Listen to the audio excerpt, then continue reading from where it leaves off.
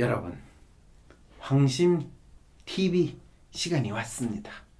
황심TV에서는 시사 이슈와 관련된 여러분들의 심리, 대중의 심리, 또는 어떤 인간의 심리, 어떤 놈의 심리, 그 주요 인물의 심리를 다루는 시간이다 라고 생각하시고 봐주시기 바랍니다.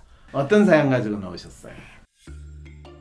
박사님 안녕하세요. 박사님 덕분에 시사에 대한 기준을 얻을 수 있어서 정말 좋은 것 같아요. 제가 사연을 쓰는 이유는요, 누드 사진을 좋아하는 심재철 의원이 국가 재정정보를 무단으로 유출한 사건 때문입니다. 근데 참 이상하죠? 가슴은 심재철 의원이 잘못했다고 믿고 싶은데요, 이상하게도 머리는 심재철 의원이 뭘 그렇게 잘못했는지 모르겠으니 말이에요. 박사님께서 제 머리와 가슴을 좀 일치시켜 주시면 안 될까요? 사건이 불거지기 시작한 것은 2018년 9월 3일 심재철 의원실이 한국재정정보원 디지털 예산회계 시스템인 디브레인에 접속하고 이틀 후에 디브레인의 자료를 다운로드한 것에서부터였습니다. 그러자 12일 재정정보원 컴퓨터 전문가는 심재철 의원실이 그들이 사용할 수 없는 메뉴를 정상적이지 않은 방법으로 사용한 것을 적발해 의원실에 연락했습니다. 그리고 15일 김용진 기획재정부 2차관은 심재철에게 자료를 반납해달라고 요청했는데요, 이들은 듣지 않았던 거죠.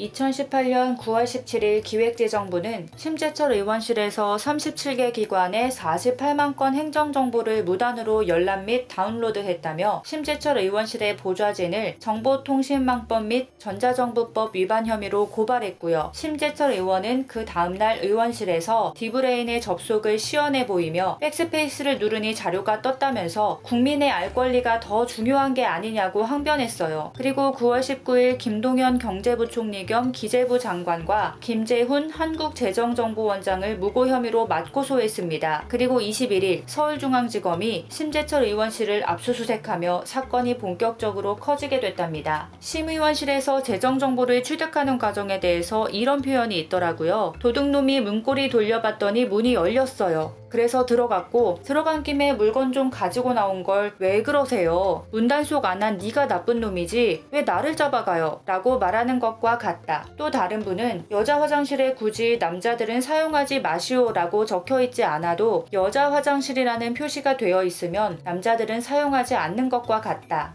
아무리 생각해도 예산 정보가 이렇게 쉽게 뚫리는 보안 취약 문제는 분명 기재부의 잘못이 맞잖아요. 저도 동생 일기장이 보이면 읽을 것 같거든요. 심의원의 행동은 인간의 자연스러운 심리 아닌가요? 심의원과 김 총리가 대립하는 감사관실 전용이라는 말의 함의를 따지고 있는 상황이 저는 너무 웃긴 것 같아요. 그런데 사람들은 심의원에 대해서 이렇게도 얘기하네요. 그 예산 정보를 본인이 유출한 심재철 의원은 보안 취약 문제를 지적할 수 있는 입장이 못 된다. 이에 대해서는 보안 취약점을 적극적으로 이용해서 본래 접근 권한이 없는 정보나 시스템 권한을 얻는 것이 바로 해킹이다. 그런데 저는 국회의원이 국민의 알 권리 차원에서 밝힐 수 있는 문제 같은데요. 업무추진비 사용 내역이 정말 국민이 알면 안 되는 국가기밀이 맞나요? 하지만 청와대 식자재 업체, 시설관리업체 등 심지어는 대통령의 비공개 동선 등은 기밀사항이 맞는 것도 같아요. 그런데 호프집 사용 논란, 업무시간 외 주말 사용 논란, 청와대 비서관과 행정관의 회의 참석 수당 등에 대한 폭로와 이것에 대해 김 부총리가 대답하는 것도 참 기가 막혔어요. 식사 되면 호프집에서 밥 먹을 수 있고 야근하거나 주말 근무하면 사용할 수 있죠. 또 인수위가 없었던 이번 정권에서 행정관과 비서관에게 열정페이를 줄 수가 없으니까요. 그런데 이번 논란으로 과거 심의원이 20대 국회 전반기 국회 부의장 시절 특수활동비로 6억 원을 받아간 사실이 알려졌고요. 19대 국회 민간인 불법 사찰 국조특위가 운영될 시기에 단 2번 회의를 열고 활동비 명목으로 9천만 원이나 받았다가 비판 여론에 다시 반납한 사건 또한 재조명됐습니다. 이 사건으로 청와대의 업무추진비 액수가 화제가 되면서 전 정부와의 비교도 들어갔는데요.